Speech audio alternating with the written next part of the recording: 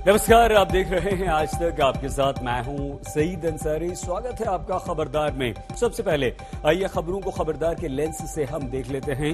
हमारे देश के 91 करोड़ से ज्यादा वोटरों के लिए आज हम एक बहुत जरूरी विश्लेषण करने वाले हैं। चुनाव कानून संशोधन विधेयक 2021 आज लोकसभा में पास हो गया। इस बिल में वोटर लिस्ट में डबल एंट्री, फर्जी मतदान रोकने के लिए वोटर आईडी और लिस्ट को आधार कार्ड से जोड़ने का प्रावधान है। इस बिल को लेकर सरकार और विपक्ष के अलग अलग तर्क हैं। सरकार इसे एक बड़ा चुनाव सुधार बता रही है, तो विपक्ष को इसमें चुनावी स्टंट और निजता का खतरा नजर आ रहा है। इस बिल के क्या फायदे, क्या खतरे हो सकते हैं, इस पर हमने तमाम नेताओं, चुनावी प्रक्रियाओं के एक्सपर्ट से बात की है। हम आपको ये भी बताएंगे कि आधार और वोटर आईडी को लिंक करने का तरीका क्या होगा। पिछले कुछ दिनों से आप एक शब्द बार बार सुन रहे हैं और वो शब्द है बेअदबी।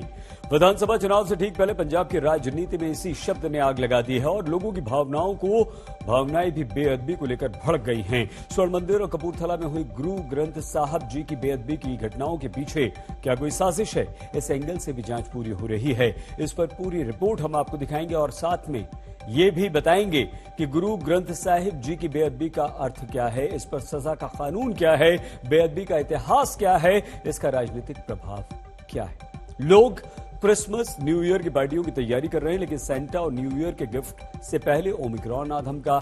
आईसीएमआर चिंतित है कि जश्न के माहौल में कहीं लोग ओमिक्रॉन को इन्विटेशन न दे दें। देश की राजधानी दिल्ली में पिछले 6 महीने में पहली बार एक दिन में 100 से ज्यादा कोरोना केस आ गए।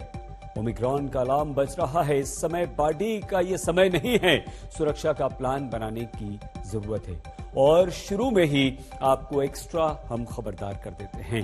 जम्मू कश्मीर के लिए बने परिसीमन पैनल ने जम्मू में 6 और कश्मीर में घाटी में 1 और विधानसभा सीट बढ़ाने का प्रस्ताव किया। इससे जम्मू में 43, कश्मीर में 47 सीटें हो जाएंगी। अनुसूचित जनजातियों के लिए 9, अनुसूचित जातियों के लिए 7 सीटें रिजर्व होंगी। वहीं पीओके के लिए 24 सीटें रिजर्व होंगी। इस तरह जम्मू कश्मीर विधानसभा की 83 सीटों को बढ़ाकर 90 करने का प्रस्ताव है। जम्मू कश्मीर में पहली बार अनुसूचित जातियों को चुनावी आरक्षण दिया जाएगा। परिसीमन पैनल ने इस पर 31 दिसंबर 2021 तक सुझाव मांगे। पंजाब में विधानसभा चुनाव होने वाले हैं और पंजाब की राजनीति में सिखों की धार्मिक भावनाओं से जुड़े मामले ही ये तय करते हैं कि पंजाब का मुख्यमंत्री किस पार्टी से होगा। पिछले 2 दिनों में पंजाब में बेअदबी के 2 मामले सामने आ चुके हैं। पहले अमृतसर में दरबार साहिब जी के प्रतिबंधित घेरे में एक युवक घुस गया, जिसके बाद उसकी पिटाई हुई और फिर उसकी मौत हो गई। इसके अलावा कपूरथला में एक शख्स पर निशान साहिब की बेअदबी का आरोप लगा, उसकी भी पिटाई के बाद उसकी मौत हो गई। इन दोनों ही मामलों ने पंजाब की राजनीति का पारा हाई कर दिया, क्योंकि ये धार्मिक मामले थे। चुनाव से पहले पंजाब की राजनीति के इस भावनात्मक मोड़ का विश्लेषण आज जरूरी है। इसके 2 हिस्से होंगे। पहले में हम आपको घटना और जांच की पूरी जानकारी देंगे और इसके बाद बेअदबी के मुद्दे का राजनीतिक प्रभाव भी आपको समझाएंगे और सजा के कानून को डिकोड करेंगे। लेकिन आगे बढ़ने से पहले यह समझना बहुत जरूरी है कि आखिर बेअदबी होती क्या है। बेअदबी का शाब्दिक अर्थ क्या है? शाब्दिक अर्थ है अपमान, और जहां तक सिख धर्म से जोड़े जाने की से बात है तो मूल रूप से 3 बातों को बेअदबी कहा जा सकता है। पहली ये कि गुरु ग्रंथ साहिब जी या सिखों के पवित्र प्रतीकों का अपमान किया जाना, गुरु ग्रंथ साहिब जी के रखने के स्थान को नुकसान पहुंचाना भी बेअदबी है। इसके अलावा सिख गुरुओं के बताए रास्ते को या इतिहास को बदलने की कोशिश करना भी बेअदबी है। बेअदबी से लोगों की भावनाएं बहुत तेजी से आहत होती हैं, इसीलिए इसका राजनीतिक प्रभाव भी बहुत गहरा होता है। फिलहाल पंजाब के चुनावी माहौल में धार्मिक रंग आ चुका है।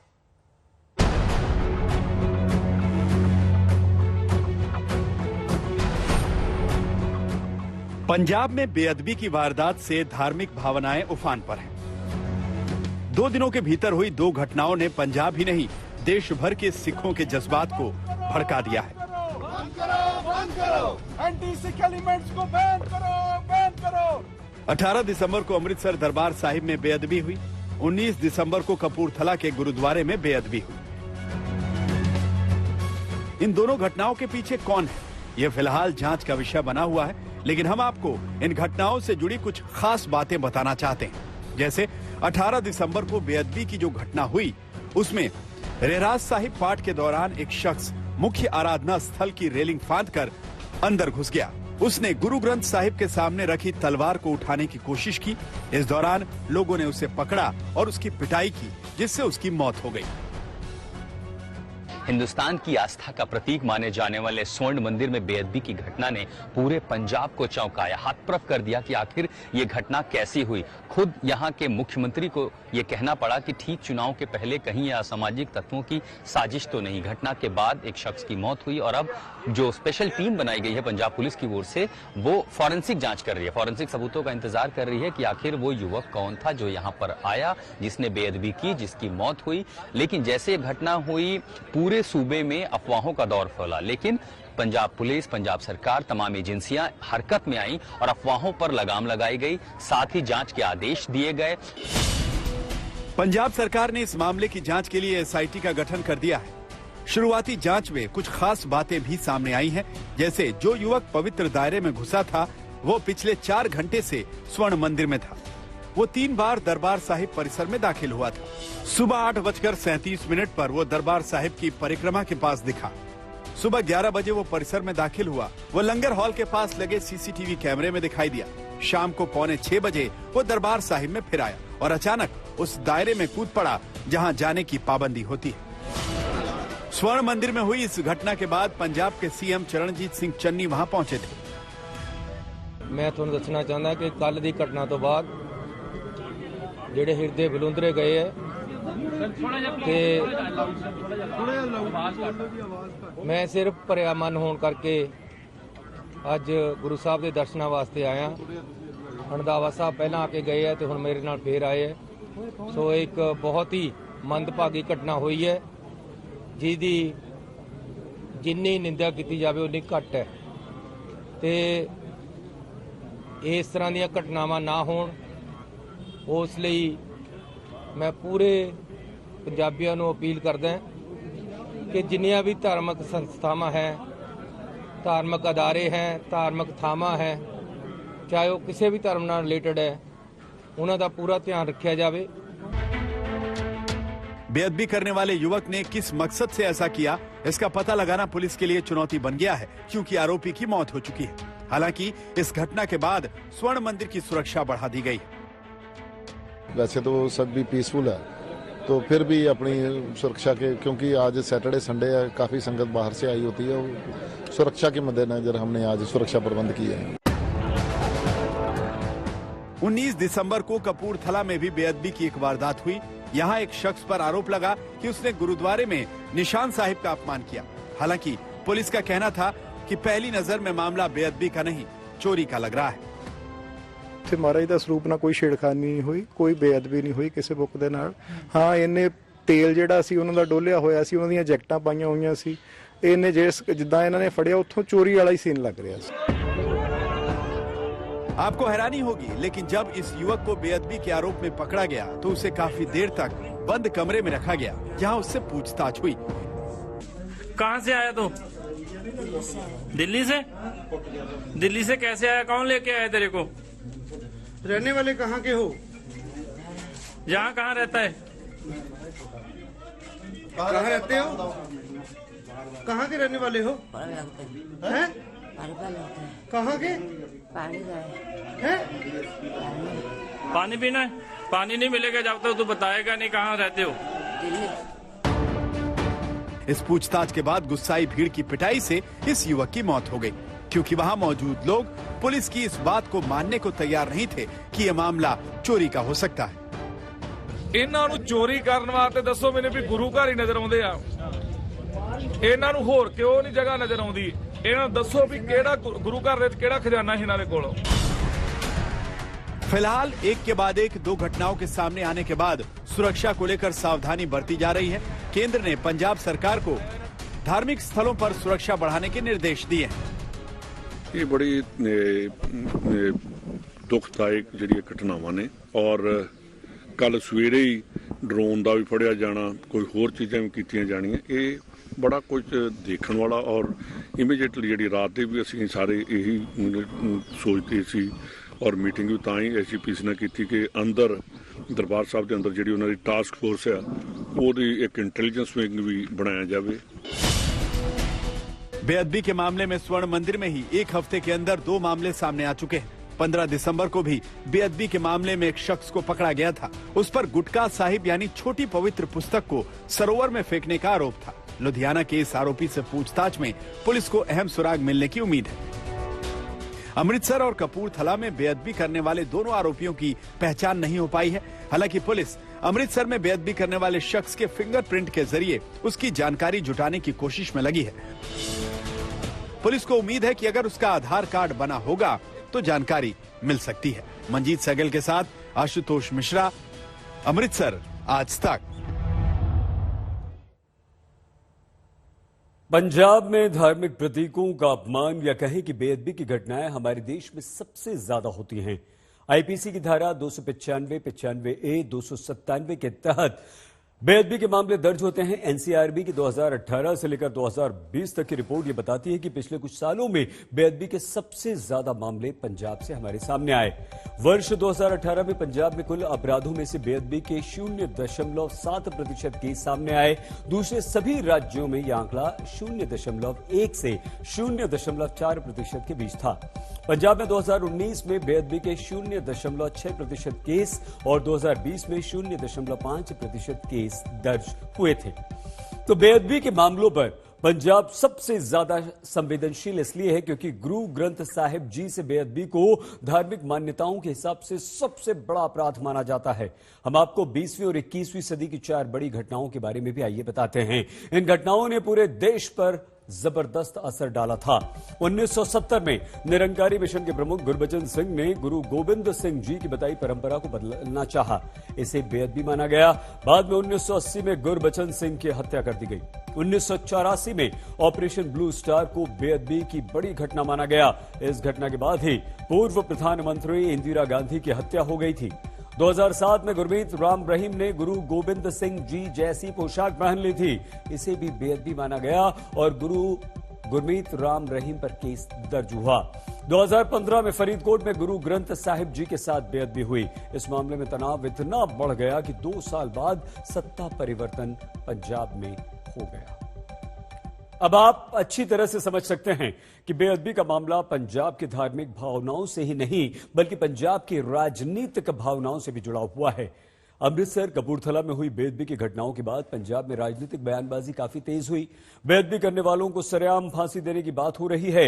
बेअदबी पर सख्त कानून लाने की मांग भी बहुत तेजी से उठने लगी है।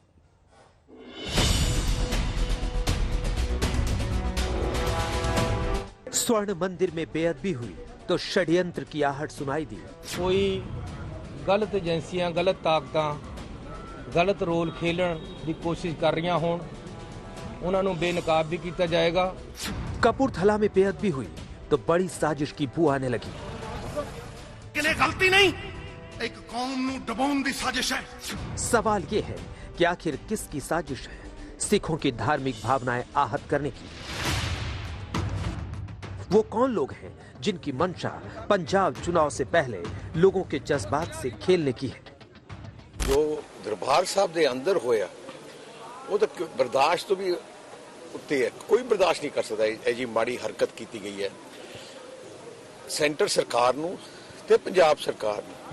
ਇਹਦਾ पता लगाना चाहिए कि ਕਿਹੜੀਆਂ ਤਾਕਤਾਂ ਲੱਗ ਗਈਆਂ पंजाब ਦਾ माहौल खराब करने ਨੂੰ। ऐसा शक है मन में कि ये किसी साजिश का हिस्सा हो सकता है। जांच होनी चाहिए। जांच के अंदर जो भी सच्चाई है वो सामने आनी चाहिए। जो दोषी हैं, जो भी जिन्होंने भेजा, उनके खिलाफ सख्त से सख्त कार्रवाई। पक्ष और विपक्ष दोनों को बेअदबी के मामले में बड़ी साजिश नजर आती है, लेकिन इस मामले में पंजाब सरकार के पास भी कुछ खास जानकारी नहीं है। यह जरूर है कि यह मुद्दा पंजाब की सत्ता तक पहुंचने की चाबी है। दरअसल बेअदबी का मामला सिखों की भावना से जुड़ा है। 2015 की बात है जब फरीदकोट में बरगढ़ी के बुर्ज जवाहर सिंह वाला गुरुद्वारा से गुरु ग्रंथ साहिब के पवित्र स्वरूप चोरी हो गए थे। इसके बाद प्रदेश में बहुत उग्र प्रदर्शन हुए। प्रदर्शन के दौरान पुलिस की गोली से 2 लोग मारे गए थे।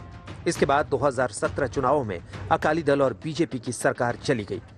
2017 चुनाव में पंजाब की कुल 117 विधानसभा सीटों में से अकाली दल को 15 और भाजपा को 3 सीट मिली थी। 1 जून 2015 को फरीदकोट के इस बरगाड़ी इलाके के बुर्ज जवाहर सिंह वाला गांव के इसी गुरुद्वारे से पवित्र गुरु ग्रंथ साहिब के स्वरूप चोरी हो गए थे। लगभग दोपहर को चोरी हुई, पता जिसके बारे में शाम को 4 बजे लगा और लगभग 25 सितंबर शायद वो तारीख थी जब इसी गुरुद्वारे के ठीक बाहर दीवारों पर कुछ ऐसे पैम्पलेट पाए गए जिन पर अपशब्द लिखे हुए थे और उसी के बाद सिख संगठनों में और स्थानीय लोगों में, ग्रामीणों में भयंकर नाराजगी हुई, क्योंकि पहले तो पवित्र ग्रंथ साहिब का चोरी होना और उसके बाद गुरुद्वारे के बाहर अपशब्दों का लिखा जाना, उसके बाद से नाराजगी का दौर शुरू हुआ और ये कहा गया कि ये तो बेअदबी है सरासर, इस मामले की जांच होनी चाहिए।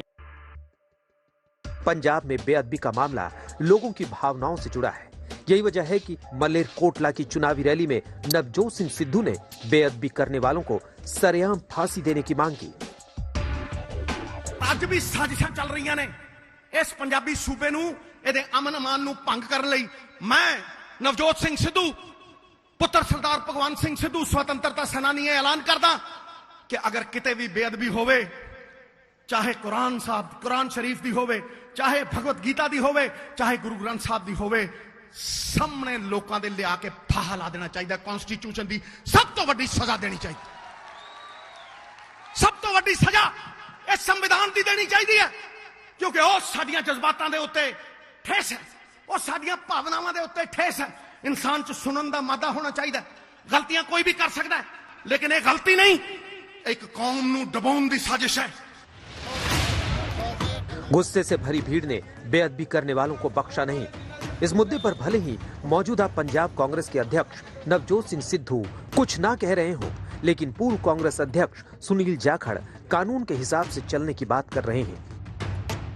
जो लोग ये कर रहे हैं वो हो सकता है फिर से प्रयास करें, तो हमारा प्रयास होना चाहिए कि उत्तेजित होके इनको जो भी आदमी पकड़ा जाता है या जो जिस पे उसके ऊपर कार्रवाई करने के बजाय उसे पहले इंटेरोगेशन के लिए पुलिस को सौंपा जाना चाहिए, ताकि इन मसलों के जड़ तक पहुंच सके और इसका कोई निर्णायक कदम उठाया जा सके। कांग्रेस के एक और वरिष्ठ नेता ने भीड़ के हाथों सार्वजनिक सजा पर सवाल उठाए। अभिषेक मनु सिंघवी ने अपने एक ट्वीट में लिखा कि सभ्य देश में बेअदबी भी नहीं होनी चाहिए और लिंचिंग भी नहीं। सरकार कांग्रेस की, आपकी सरकार है, आपके मुख्यमंत्री हैं, आप ही की पुलिस है और आप ही का इंटेलिजेंस फेलियर है, आप ही की सरकार का फेलियर है। किसने आपको एक्शन करने से रोका था? आपको ऐसा घटना होने नहीं देनी चाहिए थी। जिन लोगों ने बेअदबी की आज तक आपने उनके खिलाफ कार्रवाई नहीं की, उनको अंदर नहीं दिया। पंजाब की कांग्रेस सरकार भले ही इसमें सख्त और तेज कार्रवाई की बात करे, लेकिन उसे पता है कि 2015 में हुई जिस बेअदबी का मुद्दा उठाकर वो 2017 में सत्ता में आई थी, उस मामले को भी वो अंजाम तक नहीं पहुंचा पाई है। मंजीत सहगल के साथ आशुतोष मिश्रा, अमृतसर, आज तक। बेअदबी के मामले में इंसाफ दिलाने की बात राज्य सरकार करती रही, लेकिन यह समझना भी जरूरी है कि किन धाराओं के तहत ये मामले दर्ज होते हैं और सजा का प्रावधान क्या है। बेअदबी के मामले आईपीसी की धारा 295, 295 ए के तहत दर्ज होते हैं। गुरुद्वारे या वहां की पवित्र वस्तुओं को नुकसान पहुंचाने पर 2 साल तक की सजा हो सकती है। धार्मिक भावनाएं भड़काने के उद्देश्य से की गई बेअदबी पर 3 साल तक की सजा है। सिख समुदाय ये मांग करता रहा है कि बेअदबी के मामले में 10 से 20 साल की सजा होनी चाहिए। वर्ष 2018 में पंजाब ने बेअदबी के मामले पर कानून में संशोधन करके धारा 295 ए जोड़ने की बात आगे बढ़ाई थी। इसमें गुरु ग्रंथ साहिब जी, श्री भगवत गीता, पवित्र कुरान, पवित्र बाइबल की बेअदबी पर आजीवन कारावास का प्रावधान किया गया था। हालांकि इस प्रस्ताव पर केंद्र ने कोई भी एक्शन नहीं लिया। आइए अब बढ़ते हैं ओमिक्रॉन के खतरे की खबर पर। सावधानी हटी, दुर्घटना घटी। सड़क पर चलते हुए ये लाइन आपने जरूर कई बार पढ़ी होगी, देखी होगी, लेकिन आज ये बात ओमिक्रॉन वेरिएंट के लिए बिल्कुल फिट बैठती है। जिस तरह से लगातार ओमिक्रॉन के मरीज हमारे देश में बढ़ रहे हैं और हमारे देशवासी क्रिसमस, नए साल का जश्न मनाने की प्लानिंग कर रहे हैं, उससे ये तय समझिए कि तीसरी लहर लापरवाही पर सवार होकर आएगी। लेकिन इस सब के बीच कुछ देश ऐसे भी हैं जिन्होंने इस साल क्रिसमस और नए साल के सेलिब्रेशन पर ब्रेक लगा दिया है। नीदरलैंड्स ने 14 जनवरी तक संपूर्ण लॉकडाउन लगा दिया। अब वहां पर school, college, museum, pub, disco, restaurant पूरी तरह से बंद रहेंगे। अमेरिका और ब्रिटेन की सरकारें क्रिसमस और नए साल पर भीड़ को देखते हुए आंशिक लॉकडाउन या प्रतिबंध लगा रही हैं। फिलहाल ब्रिटेन में नाइट क्लब्स और पार्टियों पर जाने से पहले वैक्सीनेशन सर्टिफिकेट दिखाना अनिवार्य कर दिया गया है। इजराइल ने आज से अमेरिका, कनाडा, जर्मनी समेत 10 देशों को नो फ्लाई लिस्ट में डालकर यात्रा पर प्रतिबंध लगा दिया। फ्रांस की सरकार ने क्रिसमस और नववर्ष पर आतिशबाजी पर पूरी तरह से प्रतिबंध लगा दिया ताकि लोग एक साथ इकट्ठे न हो सकें। आयरलैंड ने पब और बार में रात 8 बजे के बाद एंट्री बंद करने के आदेश जारी कर दिए हैं। कुल मिलाकर दुनिया के कई देश इस सोच के साथ आगे बढ़ रहे हैं कि हम स्वस्थ रहे तो अगले साल नए साल का जश्न मना लेंगे। और आज इसी सोच को हमें और आपको भी अपनाने की जरूरत है। हमारे देश में ओमिक्रॉन के मामले बढ़कर 161 हो चुके हैं। दिल्ली में पिछले 6 महीने में पहली बार एक दिन में 100 से ज्यादा कोरोना के केस आज सामने आए हैं। ये बहुत गंभीर चेतावनी है। एक्सपर्ट्स बार बार तीसरी लहर की कोरोना की चेतावनी हमें दे रहे हैं और हम लोग जश्न की जिद कर रहे हैं। अगर आप भी क्रिसमस, नए साल पर जश्न मनाना चाहते हैं तो उससे पहले हमारे देश के स्वास्थ्य मंत्री की कुछ बातों को जरूर सुन लीजिए। वर्तमान समय में 161 केस पाया गया है और जैसा केस दुनिया में दिखने लगा तो तुरंत ही देश में वेरिएंट स्प्रेड ना हो, उसकी सुरक्षा के लिए भी भारत सरकार की ओर से सतर्कता रखी गई। आज देश में जो 161 केस पाया गया है उसमें से 13% केस एकदम माइल्ड है, 80% केस एसिम्टोमेटिक है, 44 केस ठीक होके अपने घर चले गए हैं। आज के दिन में हमारी कुल ये स्थिति है। जिस तरह से फर्स्ट वेव और सेकंड वेव से हम सीखे हैं उसके आधार पर हम आने वाले दिनों में शायद केस बढ़े तो उसमें से जो हमने लर्न किया है उसको लेके हम अच्छी तरह से सारे देश के सभी नागरिक साथ में मिलके और सब लोग माननीय मोदी जी के नेतृत्व में हम आने वाले दिनों में कोविड के सामने हमारी लड़ाई लड़ते रहे और उसमें सभी का सहयोग मिले, यही अपेक्षा।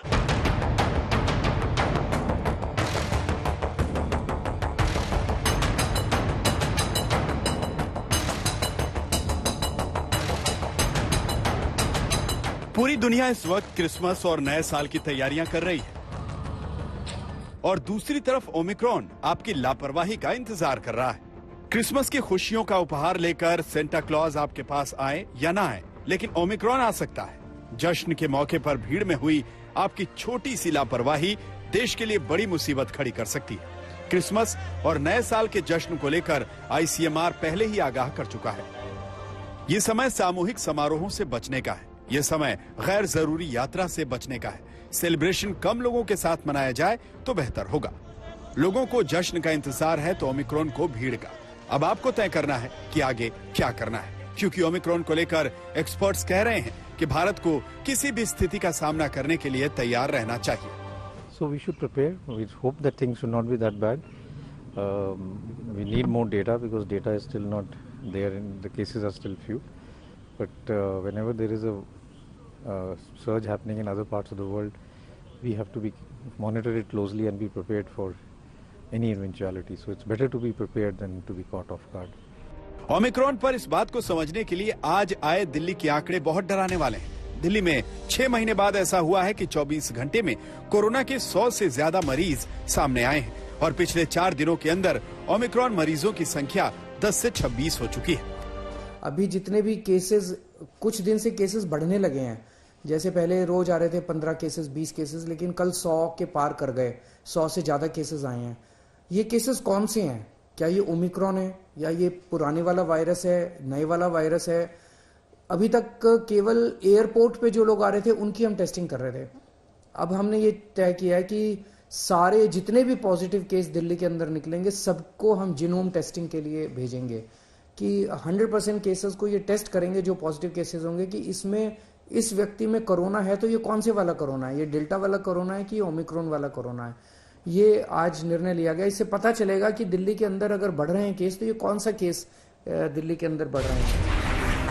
ओमिक्रॉन की बारीकियों को समझने के लिए दिल्ली सरकार अब हर मरीज की जीनोम सीक्वेंसिंग करने का फैसला कर चुकी है। जिससे ये जानने में आसानी होगी कि ओमिक्रॉन वेरिएंट के अंदर किस तरह के बदलाव हुए हैं और ये पुराने कोरोना वायरस से कितना अलग है और आने वाले समय में ये किस तरह से घातक हो सकता है। जो भी पेशेंट हमारे पास इंटरनेशनल ट्रेवल करके उन कंट्रीज से यात्रा करके दिल्ली आ रहा है जहाँ पे हाई रिस्क है, जहाँ पे ओमिक्रॉन के मामले हैं, जैसे कि साउथ अफ्रीका है, यूनाइटेड किंगडम है, यूरोप है और बाकी के देश हैं, यदि हम उनका सबका करते हैं तो हमें ये पता चल जाएगा कि इस सैंपल में ओमिक्रॉन है या डेल्टा है। पहले हम 100 में से 5 से भी कम प्रतिशत में जीन सीक्वेंसिंग हो पाती थी। अभी जो विदेश से मामले आए हैं या जो संदिग्ध हैं उनका सबका जीन सीक्वेंसिंग है। ओमिक्रॉन से बचने के लिए दिल्ली सरकार बूस्टर डोज की भी मांग कर रही है। इस सवाल पर आज संसद में देश के स्वास्थ्य मंत्री ये साफ कर चुके हैं कि बूस्टर डोज पर रिसर्च जारी है और अगले 7 दिनों में ये रिसर्च सरकार को मिल जाएगी कि भारत में मौजूदा दोनों वैक्सीन नए वेरिएंट पर कारगर है या नहीं। हमने वो भी काम शुरू कर दिया है कि ये वेरिएंट इंडिया में हमारी वैक्सीन उसके ऊपर इफेक्ट कर रही है कि नहीं कर रही है, ये चेक करने के लिए कल्चर डेवलप करना होता है और कल्चर वेरिएंट को ओमिक्रॉन वेरिएंट का कल्चर डेवलप करके उसके पर क्या इफेक्ट हो रही है हमारी वैक्सीन की, उसका भी स्टडी हो रहा है और अगले 1 सप्ताह में उसका भी रिपोर्ट आ जाएंगे। भले ही अभी तक ओमिक्रॉन को लेकर इसके घातक पहलू सामने नहीं आए हैं, लेकिन नया वेरिएंट अगर बड़ी आबादी को संक्रमित करता है तो हालात बिगड़ भी सकते हैं। WHO के वैज्ञानिकों का मानना है कि जहां भी ओमिक्रॉन कम्युनिटी स्प्रेड की स्थिति में पहुंच गया है, अमेरिका और ब्रिटेन में जिस तरह हालात बिगड़ रहे हैं उसे देखकर भारत को सावधान रहने की जरूरत है। यही वजह है कि अस्पतालों में तीसरी लहर की तैयारी शुरू हो चुकी है। अस्पतालों में ऑक्सीजन बेड से लेकर ICU बेड बढ़ाए जा रहे हैं। इस वक्त हम यथार्थ हॉस्पिटल में मौजूद हैं। आपको बता दें कि यथार्थ हॉस्पिटल ने अपनी बेड्स कैपेसिटी जो है वो बढ़ाकर 1200 बेड्स की कर दी है और इस वक्त की यदि हम बात करें तो इस वक्त हम यथार्थ हॉस्पिटल के आइसोलेशन वार्ड में मौजूद है। यह आइसोलेशन वार्ड केवल और केवल ओमिक्रॉन वेरिएंट से संक्रमित और कोरोना से संक्रमित मरीजों के लिए ही बनाया गया है। इसकी खास बात यह है कि इस आइसोलेशन वार्ड में खास वेंटिलेटर्स लाए गए हैं। हमने देखा कि पहली और दूसरी लहर के दौरान वेंटिलेटर्स की ऑक्सीजन की सबसे ज्यादा कमी पाई गई थी। इसी बात को ध्यान में रखते हुए वेंटिलेटर्स की कैपेसिटी इस अस्पताल में बढ़ा दी गई है और इन वेंटिलेटर्स की जो तस्वीरें आप अपनी स्क्रीन पर देख रहे हैं, इन वेंटिलेटर्स की खास बात यह है कि ये सभी वेंटिलेटर्स आत्मनिर्भर भारत के कॉन्सेप्ट पर बनाए गए हैं, यानी कि मेक इन इंडिया और मेड इन इंडिया की तर्ज पर इन्हें डिजाइन किया गया है। अब इन वेंटिलेटर्स की एक और खास बात यह है कि बच्चों के लिए भी इन वेंटिलेटर्स को डिजाइन किया गया है। एक तरफ ओमिक्रॉन की बढ़ती स्पीड, दूसरी तरफ अस्पतालों में ऑक्सीजन सप्लाई और बेड बढ़ाने की तैयारियां। इशारा समझिए कि देश में तीसरी लहर की संभावना बढ़ रही है और इन सब के बीच अगर आप भीड़ में क्रिसमस और नए साल के जश्न मनाने की तैयारी कर रहे हैं तो तय मानिए तीसरी लहर को रोकना बहुत मुश्किल होने वाला है। तेजश्री पुरंदरे के साथ आज तक ब्यूरो। और अब 91 करोड़ मतदाताओं से जुड़ी है खबर। चुनाव सुधारों के नाम पर सरकार ने विपक्ष के साथ एक और संग्राम मोल ले लिया। लोकसभा में आज चुनाव कानून संशोधन बिल 2021 ध्वनिमत से पास करा लिया गया। ये बिल वोटर कार्ड को आधार नंबर से लिंक करने का रास्ता साफ करता है, जिसका लगभग समूचे विपक्ष ने विरोध किया। चुनाव कानून संशोधन बिल 2021 के द्वारा वोटर कार्ड को आधार से लिंक करने के अलावा और क्या क्या बड़े बदलाव हो सकते हैं, हम इसके बारे में आगे आपको बताएंगे। लेकिन वोटर आईडी कार्ड से आधार को लिंक करने को लेकर विपक्ष की आपत्ति को पहले आइए समझ लेते हैं। विपक्ष की दलील यह है कि सरकार ये बिल ला ही नहीं सकती क्योंकि आधार एक्ट मतदाता सूची को लिंक करने की इजाजत ही नहीं देता। ऐसा इसलिए क्योंकि आधार एक्ट वित्तीय और अन्य सुविधाओं को सही व्यक्तियों तक पहुंचाने का माध्यम है, जबकि वोटिंग एक कानूनी अधिकार है। विपक्ष का कहना है कि आधार कार्ड पहचान का प्रमाण पत्र हो सकता है, नागरिकता का नहीं। विपक्ष का तर्क है कि आधार कार्ड को आधार से लिंक कराना निजता के अधिकार का उल्लंघन होगा। इस अधिकार को पुट्टस्वामी केस के द्वारा सुप्रीम कोर्ट ने परिभाषित किया है। हालांकि सरकार ने विपक्ष की दलील को खारिज कर दिया और कहा कि विपक्ष ने बिल के उद्देश्यों को नहीं समझा। सरकार के अनुसार चुनाव कानून संशोधन बिल 2021 चुनाव के सिस्टम को पारदर्शी बनाएगा और वोटर एंट्री के दोहराव को रोकेगा। बिल्कुल स्टैंडिंग कमेटी में भेजने की मांग को ठुकराते हुए सरकार ने साफ कहा है कि बिल के कई प्रस्तावों की सिफारिश पहले ही स्टैंडिंग कमेटी ने की है। Voting is a legal right. चुनाव में वोट देना एक लीगल अधिकार है और इसलिए ये जो आधार एक्ट है इसके लेजिस्लेटिव कॉम्पिटेंस के बियॉन्ड है।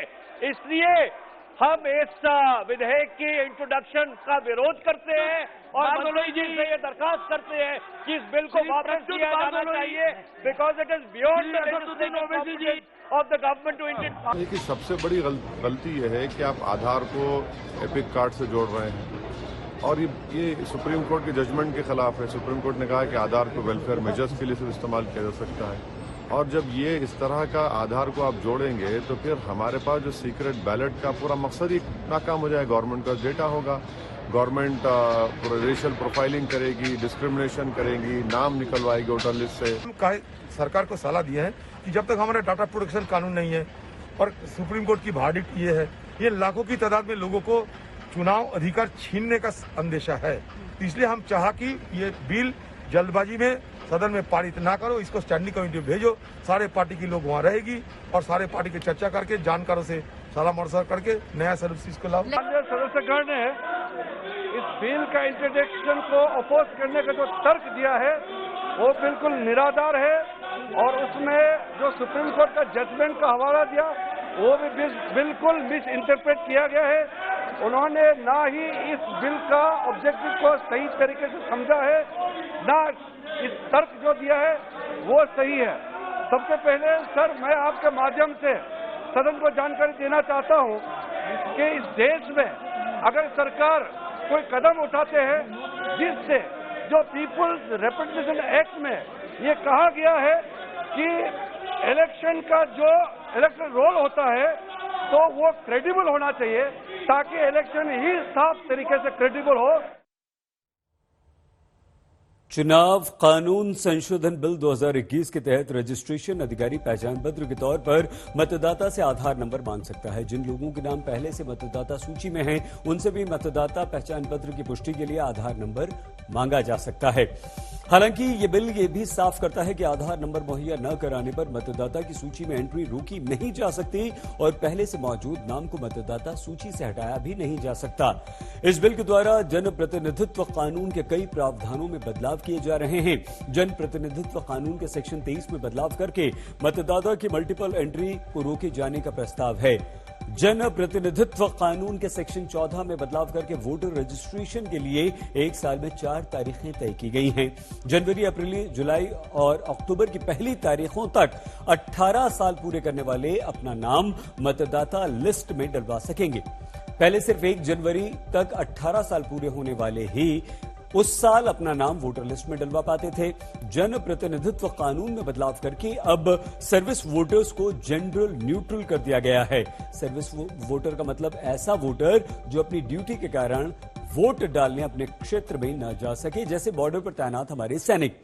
अब ऐसे वोटर की पति या पत्नी दोनों को उसी के समान वोटिंग का अधिकार मिलेगा। मतलब ये, अगर एक महिला सेना में काम करती हैं और उनके पति सिविलियन हैं तो वो वोट डाल सकते हैं।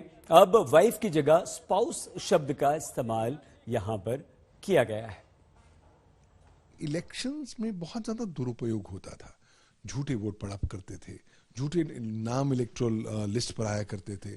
तो जो कुछ भी आप चुनावी प्रकरण का दुरुपयोग कर सकते हैं, उस तरह की संभावनाएं मौजूद थी।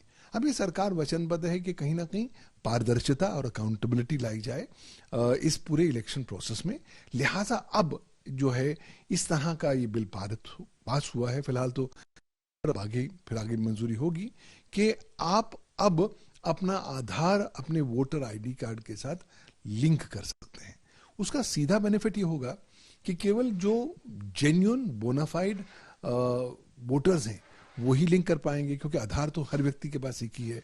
और अगर आप जैसे लिंक करेंगे तो आपकी ना केवल जो इलेक्टोरल रोल की आपकी जो एंट्री है उसको ऑथेंटिक मान लिया जाएगा, लेकिन आपको भी बहुत सुविधाएं मिल जाएंगी। जहां तक सवाल है चुनाव आयोग का, तो 2015 के जब चुनाव हुए थे उस वक्त ये मुद्दा जो है हमारा विधि मंत्रालय को भेज दिया गया था और ये सोचा जा रहा था कि इसका जल्दी से जल्दी निर्णय होगा। और इस बारे में दोबारा फिर चुनाव आयोग ने 2016 में फिर एक बार इसको चाहा कि इसको मुद्दे को सरकार ले ले। और मुझे तो बहुत अच्छा महसूस हो रहा है कि इस समय सरकार ने जो निर्णय लिया है, अपना कैबिनेट डिसीजन दिया है, इसको जोड़ दिया जाए आधार कार्ड से। देखिए, पहले भी लोग और अपोजिशन भी और देश के और भी जो हमारे विरोधी दल थे, सत्ता दल थे, सभी लोग और पार्टियां थीं, वो हमेशा चुनाव आयोग को निशाने पर लेती थी कि खबरदार में आज के लिए बस इतना ही। आप प्लीज अपना बहुत ख्याल रखिएगा। देखते रहिए आज तक।